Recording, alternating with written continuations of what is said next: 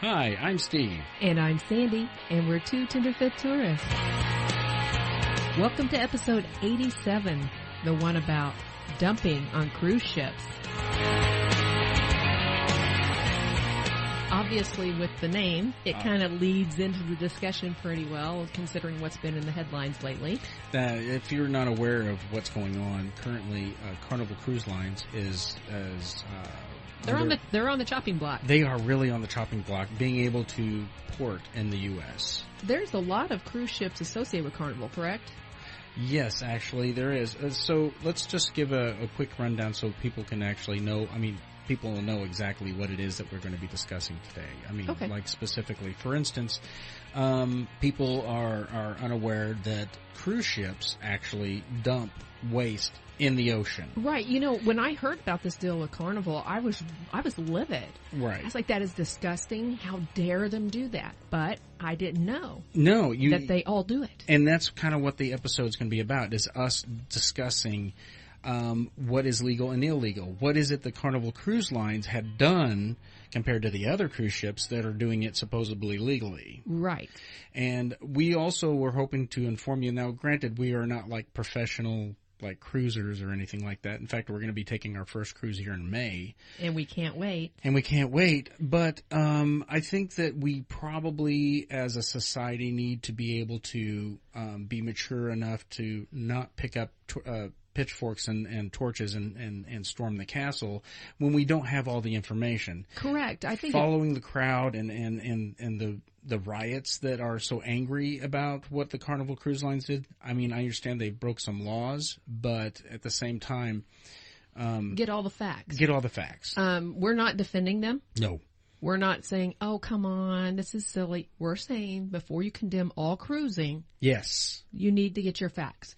And I think that you hit the nail right on the head. Instead of like, because I mean, it's so easy because everybody does it. I mean, remember back in the 80s whenever dolphins were found in the tuna? Yep. And then automatically all tunas were banned. Yeah, all tuna was bad. And it's like you just a blanket thing like that is dangerous because one, it's endangering people's jobs. It's very harmful for the economy. The economy will suffer for it. So let's try to be mature about it. Let's be informed people. You know, you talking about us talking about it harming the economy, harming people's jobs. Just to give a little taste. Mm-hmm. The cruise lines, they provide more than $32 billion in benefits annually by generating more than 330,000 U.S. jobs. So if some craziness happened and everybody just quit cruising, you're talking about more than 330,000 people out of work. Right. That's a lot. That is a lot. And these people work, is it 9 months a year? Is that correct? You did the research. It's something like 9 or 10 months a year, I think.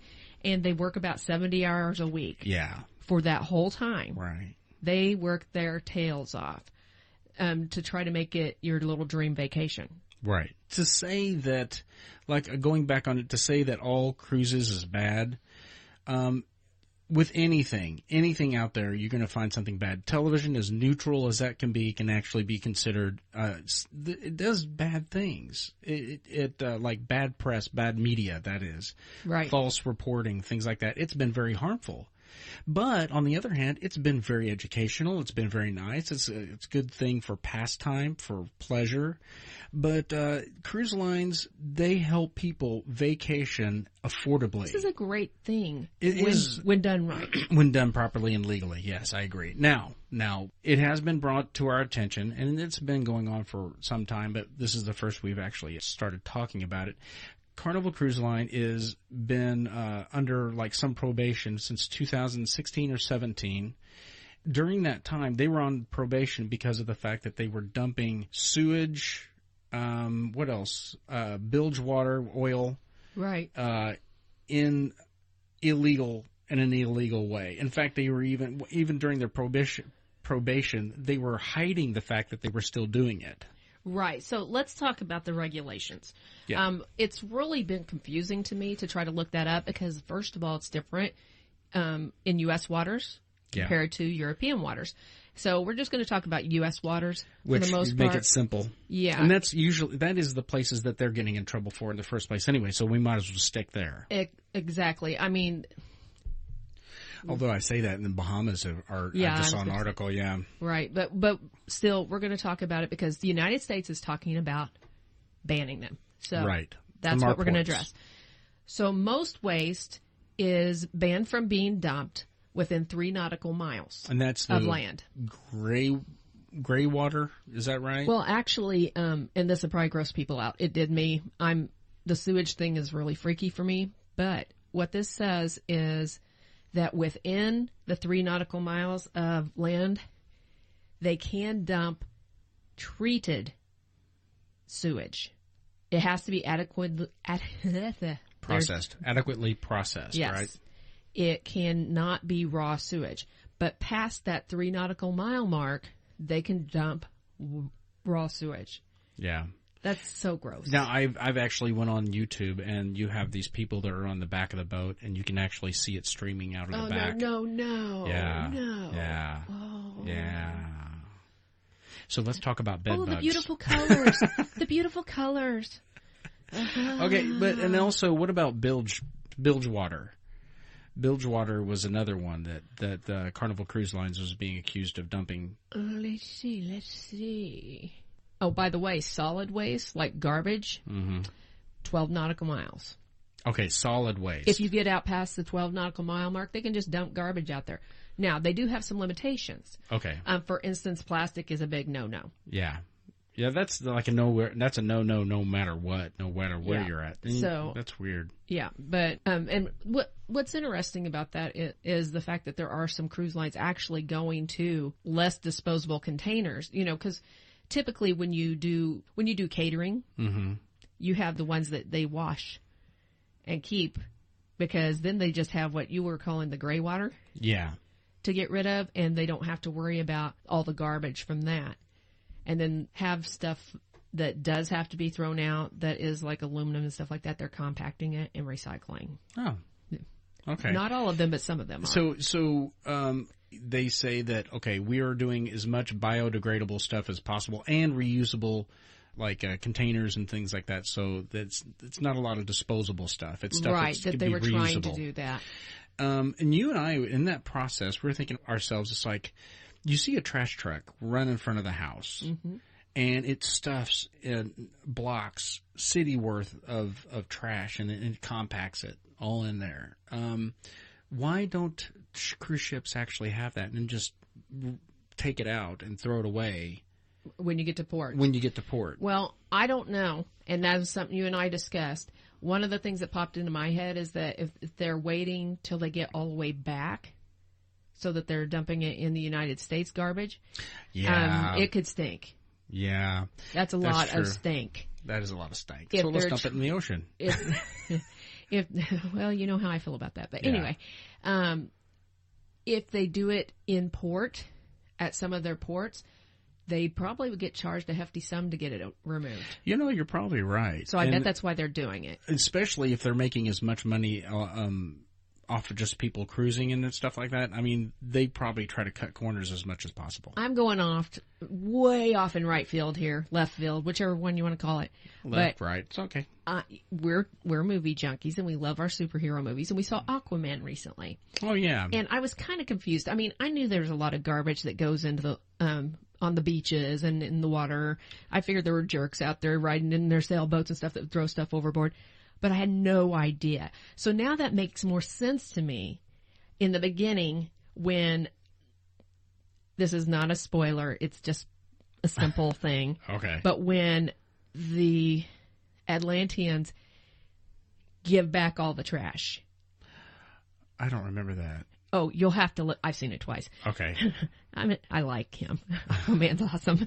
But he shaved his beard off, you know. That is wrong. He looks naked. I refuse to look at him that way. Anyway. Wow. Blush. No, seriously though, I was confused by it. I thought, okay, is there really that much trash in the water? That's a little ridiculous. I get why they did that now, because there is a ton of trash dumping that goes on. So it was just intriguing to me. I've fantasy land, which is superheroes, and back into the real world. Oh, yeah. I asked you, what was the amount, like, what... Distance? Yeah, the distance of bilge water. I found that. And I didn't know what bilge water was. I had to look it up. Bilge water is all this water that accumulates from condensation and things like that at the bottom of the boat. And the bilge is the bilge pump, which pumps all this extra water and condensation and oil. Right. Oil ends up on it. And if there's a certain amount of oil, you'll see the scum. Right. You'll see that glimmer or whatever you want to call it. And that's when it's enough that they get in trouble. Right. Well, the rules for the bilge dumping, or what's it called again? Is that right? Yeah, bilge water dump. Yeah. Is it literally has to be outside of the 12-mile nautical miles. Yes, there's no any closer that is allowed. So, anyway, Carnival Cruise Lines, they were on the 4-year probation. And they did some shady, underhanded things, which really does not endear myself towards the Carnival Cruise Line. The corporation Carnival Cruises actually owns other ships like Holland, let me see, Princess. I don't remember the other ones, but they're like 100 ships is what they own, like around 100 ships. And it makes me wonder, Costa is another one that they have under the Carnival Corporation, but it really does not make me want to jump on one of their boats because of the fact of if they're willing ships. Ships. If they're willing to do that, what other shady, underhanded things are they doing? Especially if they're trying to go after being put on probation, and they're still doing it, and they're trying to sneak it past the people who are coming there to inspect things and stuff like that. Right. I don't like sneaky behavior. It makes me very uncomfortable. Now, it's not to say that Royal Caribbean and other ones, maybe they don't do those sort of things, it's kind of shady. But, I mean, if you're going to do something shady, does it have to be ruining the environment in order to do something shady? Well, I don't know about you, but when I'm going out on the ship, one of the biggest things for me to go see is the environment. I am excited about being on something that big, but frankly, I'm scared of it. I'm excited to see the ocean. I'm excited to sail to an island or, Oh, yeah, no joke. The fact that they're willing to ruin the thing we're going to see, it just kind of frustrates me. Right. It does frustrate me, too. And, in fact, the U.S. District Judge Patricia Seitz, I guess S-E-I-T-Z, can't remember how to pronounce her last name. Seitz. She's the one that's in the process of trying to figure out whether or not to suspend them. And you know what? She's also talking about legally. The people who are in charge of the Carnival Corporation, they could see jail time or have really super heavy fines. They've already been fined like a few $1 million, but they can actually look at some jail time for their actions.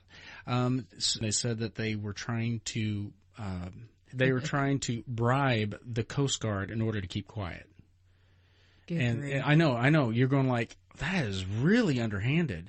Well, I mean, as much as they charge for cruises, they have the money to do that. They can do that. But, I mean, it's really, it really bugs me. And now the Bahamas are saying, they've done some terrible stuff here too. Right. And they had dumped both,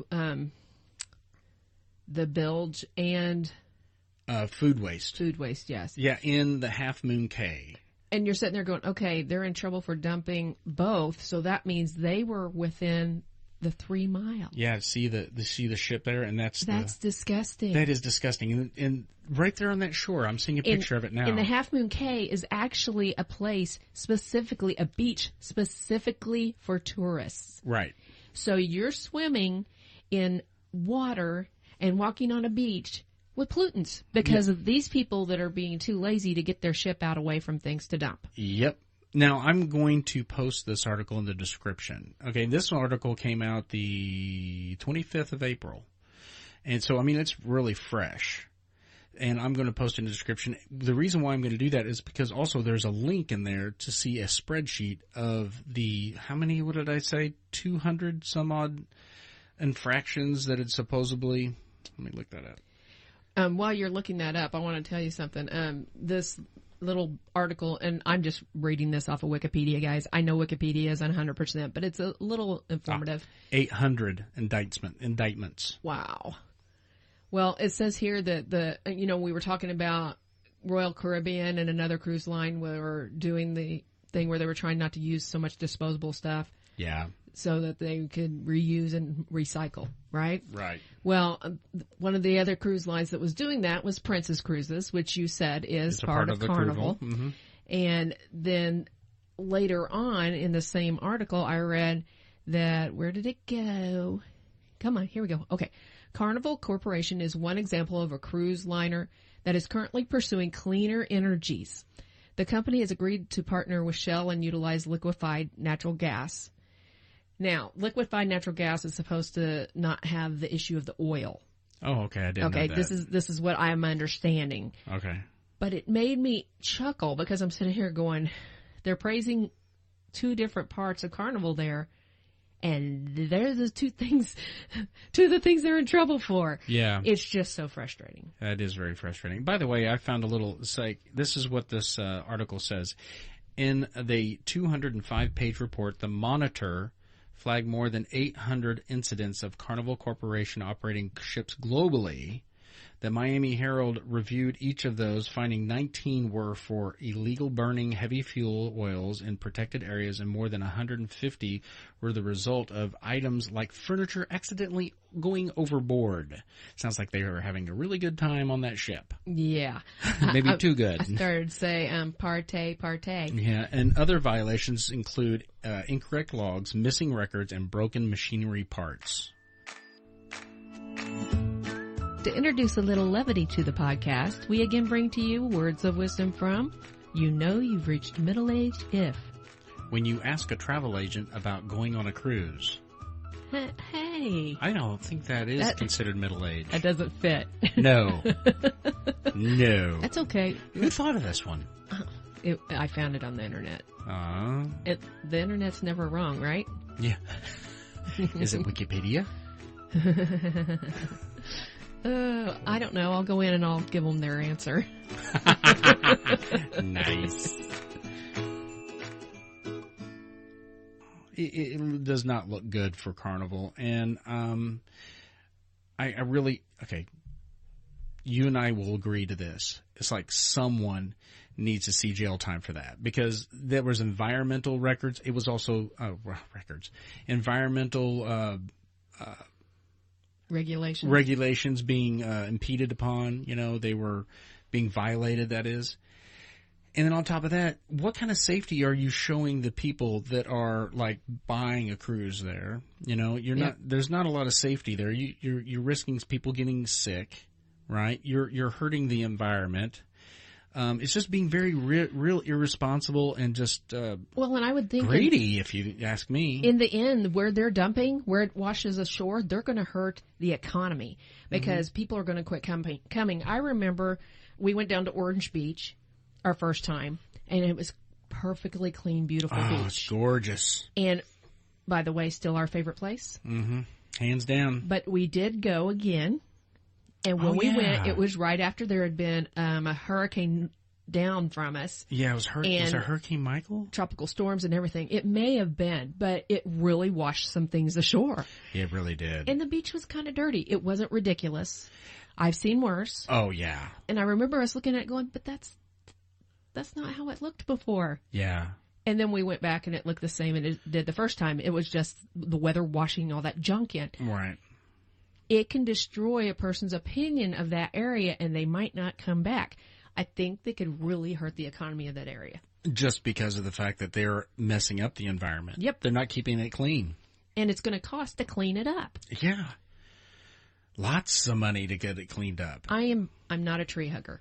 No. I'm not. But, But I have respect enough for our environment not to say, you know what, I'm just going to, I don't want somebody walking into my backyard and dumping a bag of trash on it. No, and, no, I mean, exactly. I feel the same way about my oceans. And there's better ways, and you know what? And it's not to say that the things that they have, or the procedures they have right now, are perfect. They're not. There's always room for improvement, for sure, without a doubt. It's kind of tragic that, at one time I thought about us going on a Carnival cruise because they are affordable. Right. That's what was so nice about them. They're pretty nice ships and they're very affordable. But after doing some research, now I feel even better about the fact that we're going to Royal Caribbean because of the fact that they're trying to do the right thing, supposedly. I mean, we don't know that much about cruising yet. We're just learning, but I have never heard a negative thing about them. Now, does that mean they're innocent of all these things? No, it doesn't. It doesn't mean they haven't been involved. It may just mean that they're better at getting away with it. We don't know. They paid off the right people. But what it comes down to is right now we're very pleased with our decision and we're really excited because we're less than a month away. Right. So pumped up. Mm-hmm. So with that being said, what do you think you probably learned the most about this particular incident with the Royal Caribbean? I mean, as far as whenever it comes to choosing a cruise line or just in vacation in general, I mean... I don't know if it's changed them. I mean, I already, in my just layperson's opinion, like flat out knowing nothing about them, just watching commercials and hearing stuff here and there, I'd already decided Carnival was kind of like your low end. Mm-hmm. And that if I wanted to have partying and noisy kids, go on Carnival. Yeah. And then there were others in between, and then Royal Caribbean, there's some above Royal Caribbean.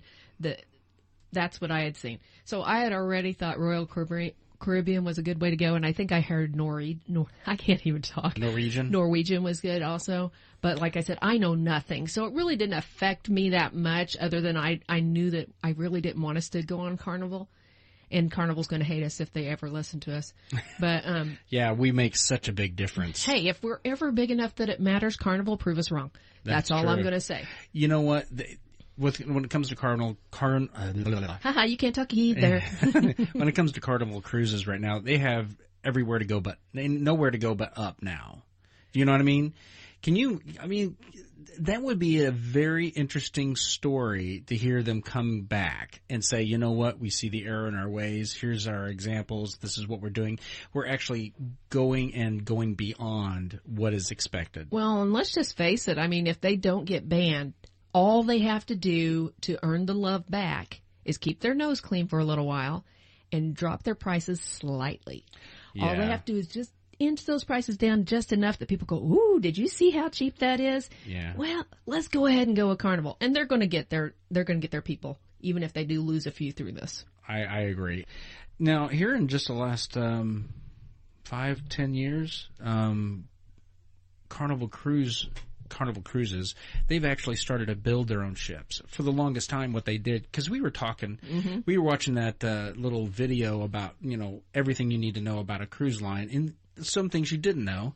One of the things we didn't know was usually the life of a cruise ship is 25 years, and then what they do is they move it over into another cruising line, or they sell it off. Right. For a company that doesn't, or even... They'll do the lower end cruises with the older ships. Exactly. And that's what Carnival Cruises did for the longest time. What they did was they bought these other, like from Royal Caribbean and other places, and they'd refurbish them to be their own, and then they send them out. And that's what they did. Now they're starting to build these big old, like the Oasis cruise ships, like the I want to go Royal on that. Caribbean has. I know, right? But now they're starting to make really these big, ovacious. Can you say, is that a word? Ovacious? I don't know if that's a word. I wouldn't use it. I'm going to look it up right now. Hold on. Ovacious. Not ovacious. Ovation. I'm going to look it up. I'm going to make it work. I think you're wrong. Ovacious. Okay, so it's not a real word. Well, that's a bummer. I did a George Bush Jr. here. Exuberant. And I don't know if that applies to this one. They're just big. Okay. Hugenic. No. You can use hugenic. Can I use hugenic? Yes. Okay. Is that a word too? Let me see if that's a word. It isn't, but it's okay because people know what you're doing. No, I'm going to look it up. Just listen to the last couple of words you said. Hugenic. Oh, you know what it's spelled? Hugenic. A-N-A-K. What's an anik? Ooh. Is that anything like Huge Jackman? Gosh, I'm not going to tell you what it told me what it was. Well, Anna. This is a family podcast. Not anymore. Not anymore after Hugh Jackman. Huge Jackman. I just realized what you said. Oh my gosh, that's so funny. Okay.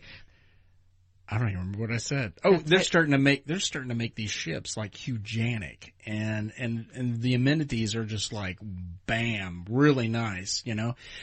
So things have come kind of they're kind of giving then the prices of the Carnival Cruise Lines, these particular new ships that they are actually building from scratch instead of like refurbishing, are actually starting to become nicer and nicer. So.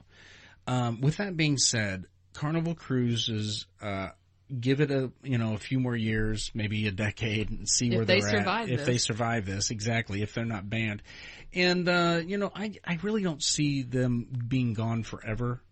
I think they'll still be, if they continue doing. They really screwed themselves over. If they get banned, I'm pretty sure they're going to shrink like crazy. Yeah. If they don't end up losing their shirt. I feel sorry for all the employees that are going to end up losing a job because of the corporate idiots. Right.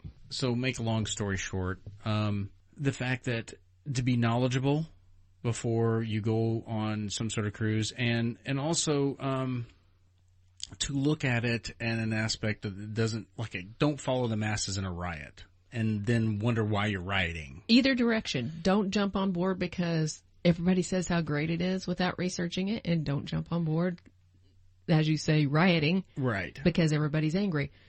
Research it, find out the facts. And you know what? I don't blame people for being angry with this. Yeah, I'm angry.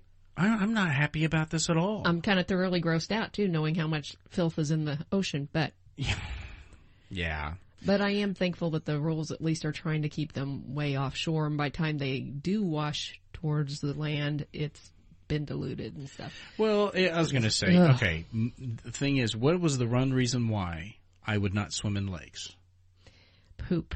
Yeah, because you have all these houses and stuff that are all lining the exterior or around the lake, and eventually, because I took conservation one year in school, it would filter into the ground, and then it'd seep into the lake and the rivers and stuff like that, and that's where it ended up. And I was like, I can't, because now if I jump into the water, it's in my mouth. You know, I want to wash off. Well, it's and so if you've gross. ever opened your eyes in the lake, it's really gloomy looking. And now, granted, it's supposed to be because of the dirt and stuff and the fish. But fish poop in there too, by the way. Yes. And so do deer. But that's my mindset. It's like, that's unsanitary. I don't want to be in it. The thing is, I think that we need to be mature and informed about what it is that is going on with our options in cruising. I couldn't agree more. And then we need to be mature about not only our decisions of why it is we do or do not want to or support that particular company because of the fact that it's doing things that are illegal and underhanded. And I think what we can hope from this is that if they do give them another opportunity, that they get their act together. I agree. I really want them to. I really do. That they set themselves as an example. And they step up and they lead the way. Wouldn't that be nice? I mean, what an example for people to see. It's like, listen, we see what we've done wrong, and it's not just because of the fact that we got caught and we're getting hefty fines and maybe even some jail time. It's because of the fact that we really understand what is at stake here. Well, and it would be a great example because when you think about the low-end cruise line being the one that leads the way, that would be really great because here they are. They're the ones raking in less money. Yeah. And yet they would be putting out the money to be more environmentally friendly. Right. It does cost money to protect the environment. Yeah, it does. Just does. It's not cheap. It's just like anything else that's healthy, you know.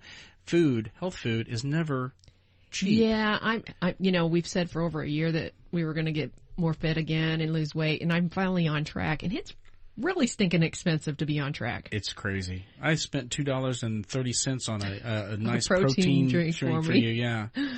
Oh. It's crazy. So anyway, now let's change the topic just a little bit. We're excited about something. We just recently ordered some T-shirts. 2 Tenderfoot Tourist T-shirts. That's right. I love these shirts. And we'll post pictures, because the front is similar to what we had before. With our logo. Right. But the back of it, we have something new. And it also involves our website being on the back of our shirt. Yes, sir. Yes. So excited about that. And we're going to be wearing them on our cruise, too. Yeah. So we're pumped about that. Why don't you tell everybody what's on the back? No, I want you to.